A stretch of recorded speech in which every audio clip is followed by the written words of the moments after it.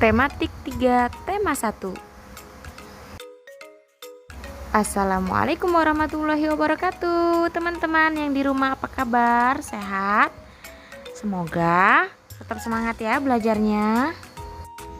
Oh iya teman-teman, bagaimana belajar kalian dengan hewan-hewan atau binatang di sekitar kalian? Menyenangkan bukan? Belajar mengenal lingkungan sekitar memang sangat menyenangkan. Kalian bisa mengenali berbagai macam tumbuhan. Kalian juga mengenali bermacam-macam hewan. Ada ayam, ada ikan, ada kupu-kupu, ada katak, dan hewan lainnya. Nah, pernahkah kalian memegang hewan tersebut? Tentunya di antara kita pasti ada yang tidak berani memegang binatang-binatang tersebut, misalnya kucing atau katak. Namun ada juga yang berani, meski agak takut-takut. Dan apabila kita mendapati teman kita yang tidak berani memegang atau tidak bisa melakukan sesuatu, kita tidak boleh menghinanya ya. Kita harus tetap semangatin dia. Kita tetap harus memberikan dia motivasi bahwa semua akan baik-baik aja. Ingat, tidak menghina orang lain. Selanjutnya adalah sikap dalam menyampaikan kritik dan saran.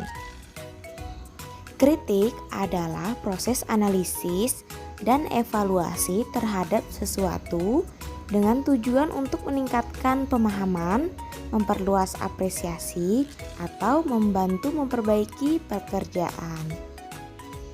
Dan saran adalah sebuah solusi yang ditujukan untuk menyelesaikan permasalahan yang dihadapi. Saran harus bersifat membangun, mendidik, dan secara objektif, dan sesuai dengan topik yang dibahas. Cara menyampaikan kritik dan saran.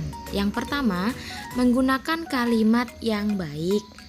Tujuannya untuk menjaga perasaan orang yang dikritik dan memberikan kesan yang bersahabat. Yang kedua, mengkritik tidak boleh di depan orang banyak. Kalau kita melakukan kritik di depan orang banyak, tentu akan membuat seseorang tersebut merasa malu. Yang ketiga, mengkritik tidak menggunakan kata-kata kasar, karena kata-kata yang kasar akan membuat orang lain merasa tidak nyaman dan marah. Yang keempat, mengkritik tindakannya bukan orangnya. Kalian harus spesifik saat akan mengutarakan kritikan. Kritikan harus ditujukan pada tindakan bukan orangnya. Dengan cara seperti itu akan menunjukkan poin yang jelas mengenai hal yang perlu diperbaiki. Yang kelima, lakukan kritik dan saran dengan tersenyum. Dan yang terakhir, akhiri kritik dan saran dengan kesimpulan untuk menekankan dan menjelaskan poin utama dari kritik tersebut. Sekarang kita akan membahas tentang pertumbuhan dan perkembangan kupu-kupu. Daur hidup hewan adalah tahapan-tahapan yang dilalui hewan sepanjang hidupnya. Tahapan tersebut meliputi pertumbuhan dan perkembangan.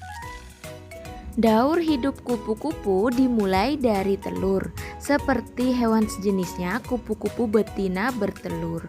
Telur diletakkan di atas dedaunan. Kemudian telur menetas menjadi larva. Larva adalah hewan muda yang akan berubah bentuk ketika menjadi dewasa. Larva kupu-kupu disebut ulat. Ulat makan dedaunan. Makin lama ulat berkurang jumlah makannya dan gerakannya. Akhirnya ulat tidak bisa bergerak. Seiring dengan semakin lemah gerakannya, ulat membungkus dirinya dengan benang. Benang itu terbuat dari air liur ulat tersebut.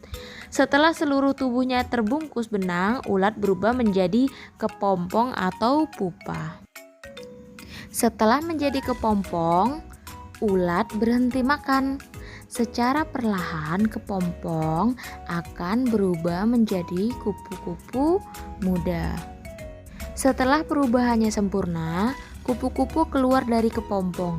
Kupu-kupu dewasa akan bertelur lagi dan meletakkan telurnya di atas daunan, kemudian menetas menjadi ulat, kemudian menjadi kepompong, dan kemudian menjadi kupu-kupu, dan begitu seterusnya.